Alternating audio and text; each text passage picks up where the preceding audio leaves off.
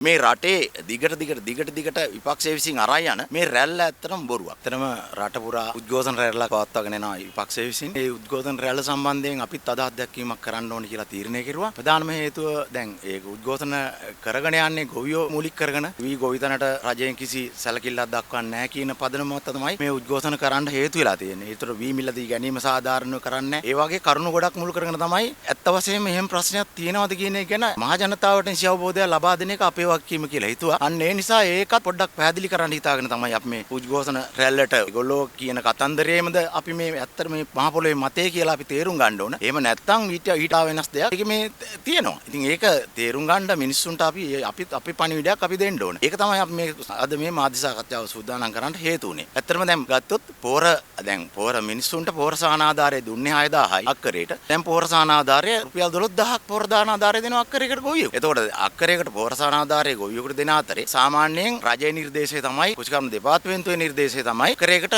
Urea මිටි දෙකක් අවශ්‍යයි කියන එක. ඒ යූරියා මිටි දෙකක් අවශ්‍ය වෙනකොට දැන් මේ අපිට ආපු ගොඩාක් දේශගුණික කාලගුණික බලපෑම් එක්ක ඇවිල්ලා දැන් තියෙන යුදමය වාතාවරණයත් එක්ක ලෝක යුද්ධයක් තියෙනවා. ඒ වාතාවරණයත් එක්ක පවා පෝරෙන්ගයක් ඇති වෙයි කියලා ලොකු බයක් මිනිස්සු අතරේ තිබ්බා. ඒවත් මැඩපවත්වාගෙන මේ හැමදේම පාලනය කරගෙන යන අතරේ පෝර මිටිය අපි 10000ට දුන්නු පෝර මිටිය රජයෙන් ඒක රුපියල් 16800ක් වගේ මුදලකට රජයට මිලදී ගන්න සිද්ධ වෙනවා මේ පෝර හිඟයක්. නමුත් ඒ පෝර හිඟේ ගොවියට බලපෑමක් ඇති නොවන ආකාරය රජය කරන්නේ 16800ට පෝර මිටිය අරගෙන 10200ට තමයි ගොවියට පෝර මිටිය දෙන්නේ. එතකොට අක්කරයකට පෝර මිටි දෙකක් අවශ්‍ය වෙනවා නම් අපි සාමාන්‍යයෙන් යූරියා මිටි දෙකක්. එතකොට ඒ යූරියා මිටි දෙක ගණන් හදපුවාම 13000 ගාණක් වෙනවනේ. දැන් එතන 13000 ගාණක් වෙනවා. එතන පෝර මිටියකට රජය දරන විදිහම පෝර මිටි දෙක අක්කරයක. එතකොට අක්කරයකට පෝර සහනාධාරය හැටියට දෙන රුපියල් 12000. එතකොට නිකන් හිතන්න සාමාන්‍යයෙන් අක්කරයක් වෙනුවෙන් රජය දරනවා ගොවියෙක්ගේ අක්කරයක් වෙනුවෙන් රුපියල් 25000කට වැඩි මුදලක් රජය දරනවා. ඒ අක්කරයක් මේ පළාත ගත්තාම ගොඩක් ගොවියෝ අක්කර පහක් වැඩ කරනවා. කුඹුරු අක්කර පහක් වැඩ කරනවා.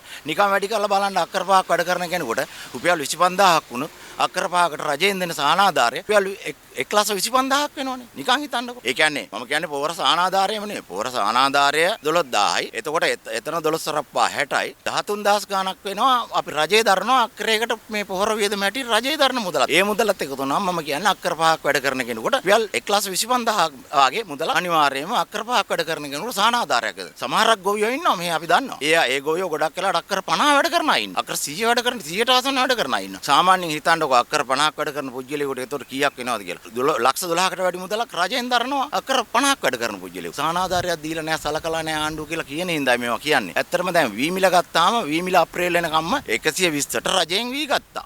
මිනිස්සු වී දෙන්න දැනගන්න ඕන. රජයෙන් වී දෙන්න කිව්වා. ගොවි සංවිධාන වලට දැනුම් දුන්නා. රජයෙන් වී මිලදී ගන්නවා කියලා ගොඩක් කට්ටිය බලාපොරොත්තු වුණා වී මිල ඉහළයි කියලා. ඒ වී මිල ඉහළයි කියන බලාපොරොත්තු මත ඉඳගෙන වෙලා ඒගොල්ලෝ ගොඩක් දෙනෙක් වී දුන්නේ නැහැ. වී ස්ටොක් කරලා තියාගත්තා. ඒක අපි කියන්නේ ඒක නරකයි කියලා. හොඳයි. එයාලා මොනවා හරි ලාභයක් බලාපොරොත්තු වෙන හැම වැඩක්ම කරන්නේ ඕනම කෙනෙක් වගාවක් හරි මොන දෙයක් හරි කරන්න ලාභයක් බලාපොරොත්තු වෙන ඒ කරන දේ අපි නරකයි කියලා කියන්නේ නැහැ.